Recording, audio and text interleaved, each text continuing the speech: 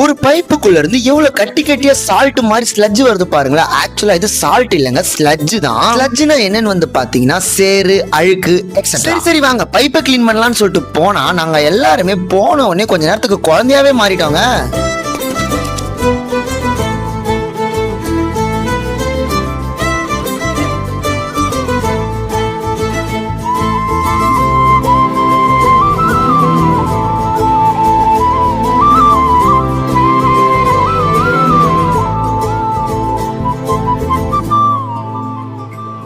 நம்மளுடைய அன்பான கஸ்டமர் அண்ணன் வந்து பாத்தீங்கன்னா வரத்துக்கு கொஞ்சம் லேட் ஆச்சு. அதனால வந்து பாத்தீங்கன்னா நம்ம கொஞ்ச நேரம் ஃபுட்பால்லாம் விளையாடிட்டு அப்படியே நம்ம கஸ்டமர் வீட்டுக்குள்ள போயிட்டு என்ன ப்ராப்ளம்ன்றத பார்த்தலாமா ஃபர்ஸ்ட். சரி சரி இப்போ நான் மெயின் ப்ராப்ளம் சொல்றேன். என்னன்னு வந்து பாத்தீங்கன்னா நம்ம கஸ்டமர் அண்ணன் வீட்டுல இருக்கிற டேப்ல வந்து தண்ணி வந்து பயங்கர ஸ்லோவா வருது. அது மட்டும் இல்லாம ஒரு டேப்பை திறந்தா இன்னொரு டேப்ல வர தண்ணி வந்து பாத்தீங்கன்னா பயங்கர ஸ்லோவா வருது. அது மட்டும் இல்லாம ஷவர்ல எல்லாம் சுத்தமா தண்ணியவே காணும். சரி இப்போ நம்ம என்ன பண்ண போறோம்னு வந்து பாத்தீங்கன்னா ஃபர்ஸ்ட் நம்ம மேல போயிட்டு பைப்பை தான் கட் பண்ண போறோம். பைப்பை கட் பண்ணி பார்த்த உடனே எங்க கையில இருக்கிற சால்ட்டை பாருங்களேன். அதாவது சால்ட் இல்லங்க, ஸ்லட்ஜ் தான் வந்து பாத்தீங்கன்னா பயங்கர கட்டியாகி சால்ட் மாதிரியே இருக்கு.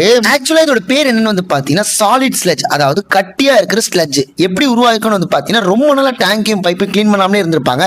இதனால இந்த எல்லா ஸ்லட்ஜுமே ஒன்னா சேர்ந்து சால்ட் மாதிரியா இருக்கும். ஆனா சால்ட் கிடையாது, ஸ்லட்ஜ்.